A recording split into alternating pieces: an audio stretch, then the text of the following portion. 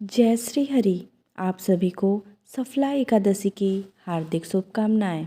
तो आइए रसपान करते हैं सफला एकादशी की व्रत कथा का। धर्मराज युधिष्ठिर कहने लगे कि हे जनार्दन, मैंने मार्गशीर्ष शुक्ल एकादशी अर्थात मोक्षदा एकादशी का सविस्तार वर्णन सुना।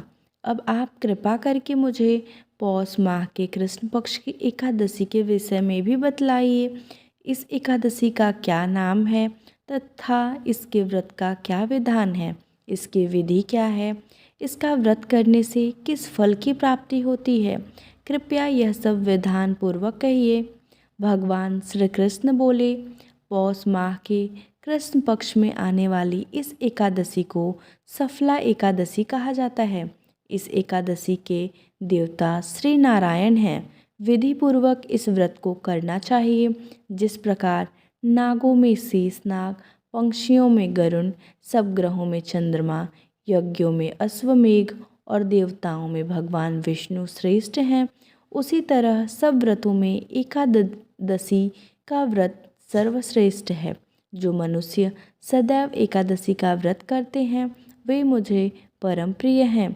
इसका महात्म्य मैं तुमसे कहता हूँ, ध्यान पूर्वक सुनो।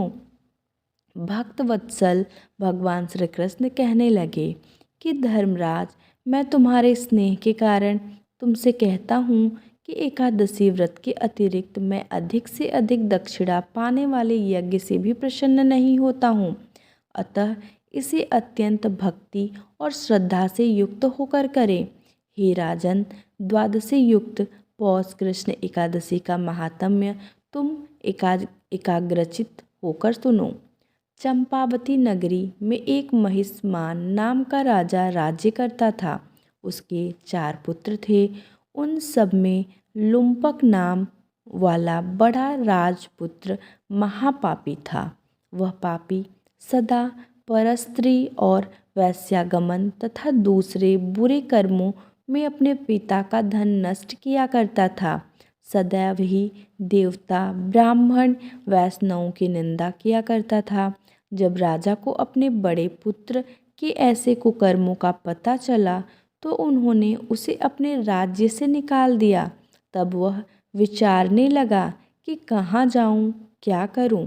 अंत में उसने चोरी करने का निश्चय किया। दिन में वह वन में रहता और रात्रि में अपने पिता की नगरी में चोरी करता तथा प्रज्ञा को तंग करने और उन्हें मारने का कुकर्म करता। कुछ समय पश्चात सारी नगरी भयभीत हो गई। वह वन में रहकर पशु आदि को मारकर खाने लगा। नागरिक और राज्य के कर्मचारी उसे पकड़ लेते किंतु राजा के भय से छोड़ देते। वन में एक अति प्राचीन विशाल पीपल का वृक्ष था। लोग उसकी भगवान के समान पूजा करते थे। उसी वृक्ष के नीचे वह महापापी लुम्पक रहा करता था। इस वन को लोग देवताओं की क्रीड़ा स्थली मानते थे। कुछ समय पश्चात पौष कृष्ण पक्ष की दशमी के दिन वह वस्त्रहीन होने के कारण शीत के चलते सारी रात्रि सो नहीं सका। उसके हाथ पैर अकड़ गए। सूर्योदय होते होते वह मूर्छित हो गया। दूसरे दिन एकादशी को मध्याह्न के समय सूर्य की गर्मी पाकर उसकी मूर्छा दूर हुई। गिरता पड़ता वह भोजन की तलाश में निकला। पशुओं को मारने में वह समर्थ नहीं था, अतः पेड़ों के नीचे गिरे हुए फल उठाकर वापस उसी पीपल के वृक्ष के नीचे आ गया। उस समय तक भगवान सूर्य अस्त हो चुके थे। वृक्ष के नीचे फल रखकर कहने लगा, हे भगवान, अब आपके ही अर्पण है ये फल, आप ही तृप्त हो जाइए। उस रात्रि को दुख के कारण रात्रि को भी नींद नहीं आई। उसके इस उपवास और जागरण से भगवान अत्यंत प्रसन्न हो गए और उसके सारे पाप नष्ट हो गए। दूसरे दिन प्रातः एक अति सुंदर घोड़ा अनेक सुंदर वस्तुओं से सजा हुआ उसके सामने आकर खड़ा हो गया। उसी समय आकाशवाणी हुई कि हे राजपुत्र, श्री नारायण की कृपा से तेरे पाप नष्ट हो गए हैं।